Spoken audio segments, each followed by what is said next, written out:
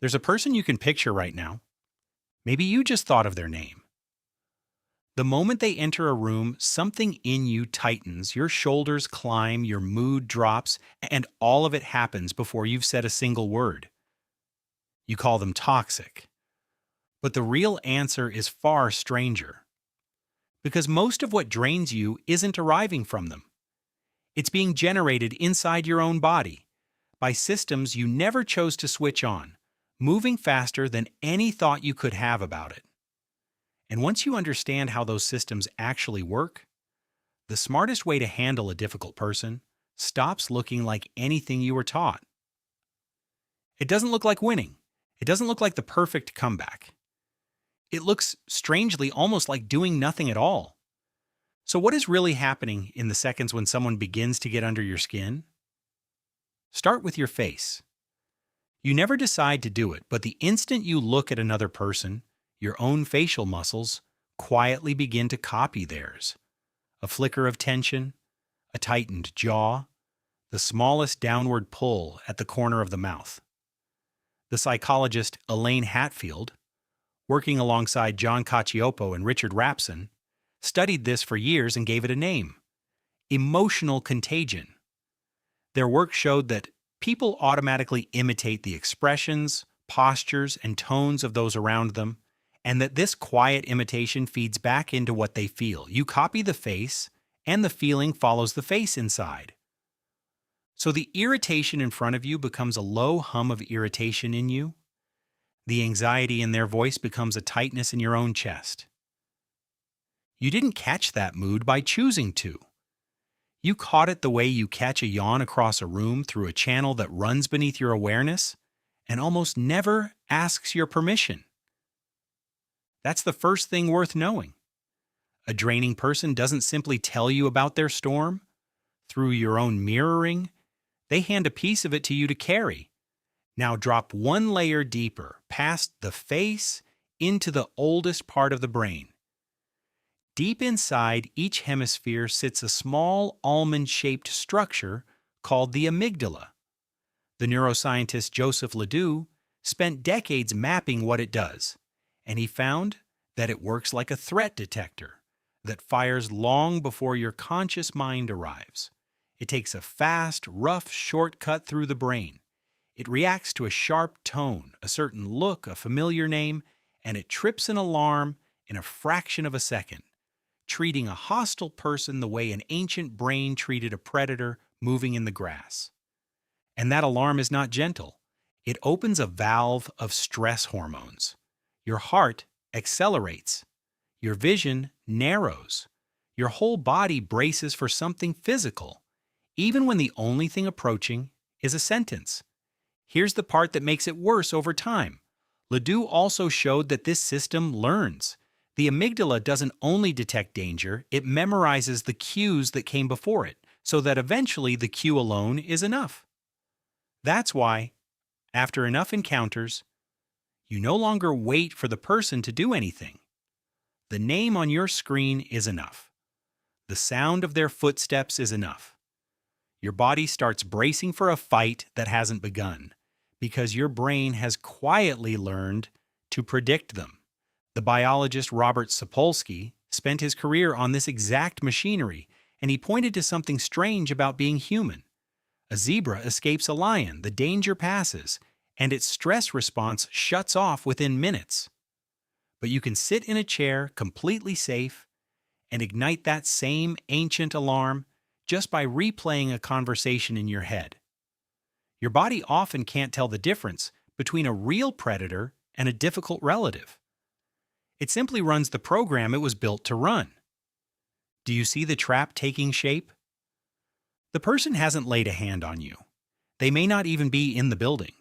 And already your face has caught their mood. Your amygdala has sounded an alarm it learned to sound. And your bloodstream is carrying the chemistry of a threat you can neither fight nor flee. No wonder they feel toxic. A large share of the reaction is being manufactured inside your own walls.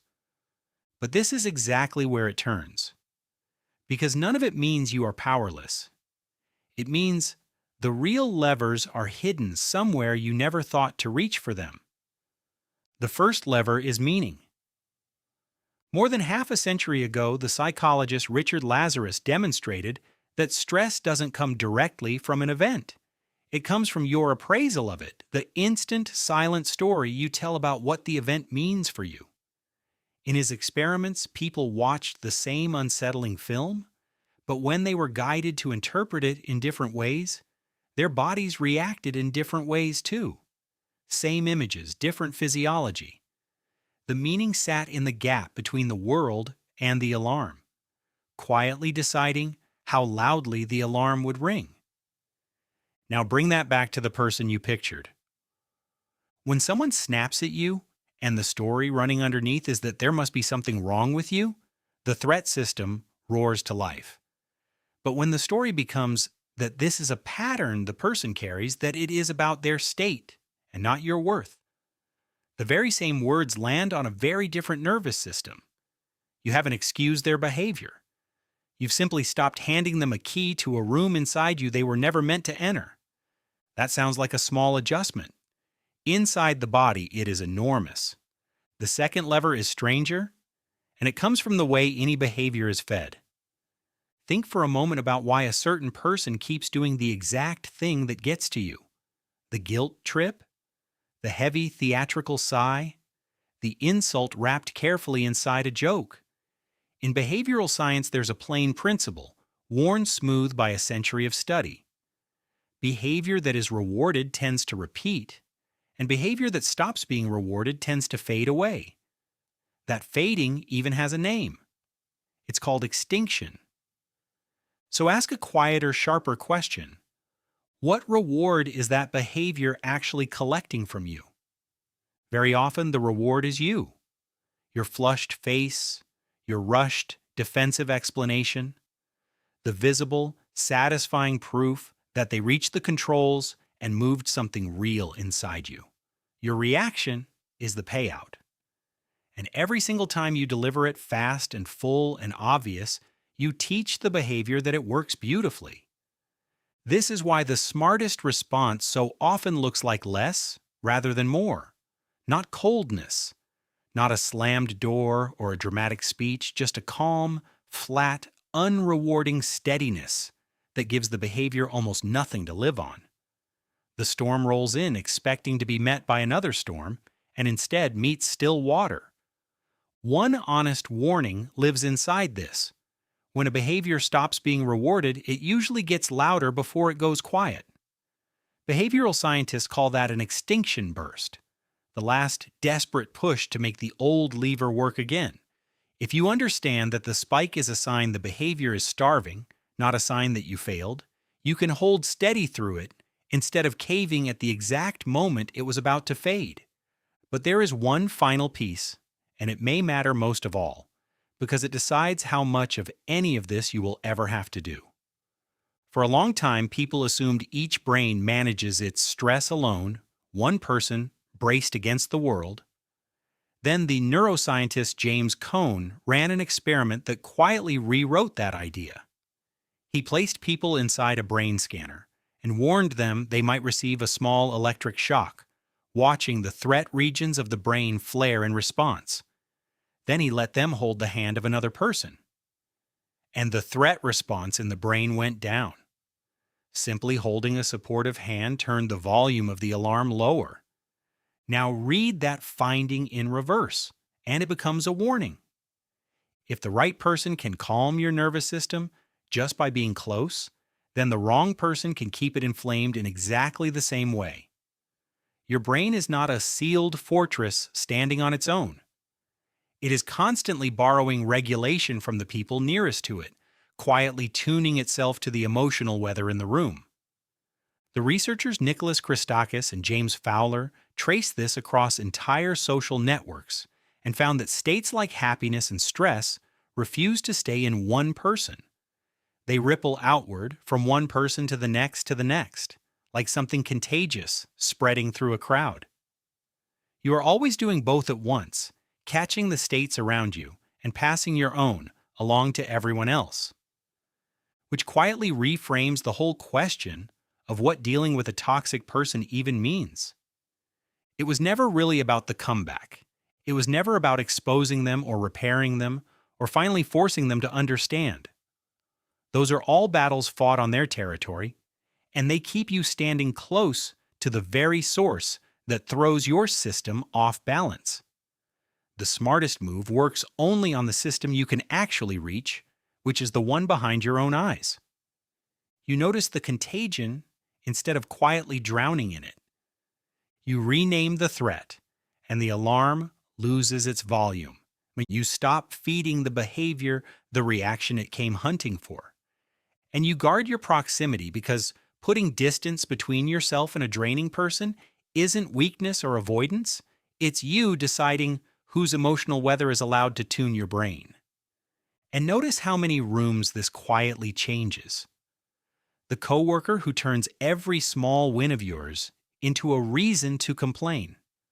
The relative whose name, lighting up a buzzing phone, you feel somewhere in your stomach before you've even read the message. The friend who leaves the table with all the air in the room somehow gone with them. You were never weak for feeling flattened by any of them. You are simply running the same machinery every human runs, catching, alarming, predicting, reacting, without ever being handed the controls. None of this is about pretending they are harmless. It's about seeing the wiring clearly enough that their patterns stop taking you by surprise. And so picture, one more time, the person whose name surfaced the instant this began. They still carry their patterns. That part of them may never truly change. But the tightening in your chest, the racing of your heart, the mood that used to sink the second they entered, those were never fully theirs to command. They were switches sitting inside you, and now you know where every one of them is. The room hasn't changed. The person hasn't changed. But the moment they walk in, something in you can finally stay quiet, and that part, at last, belongs to you.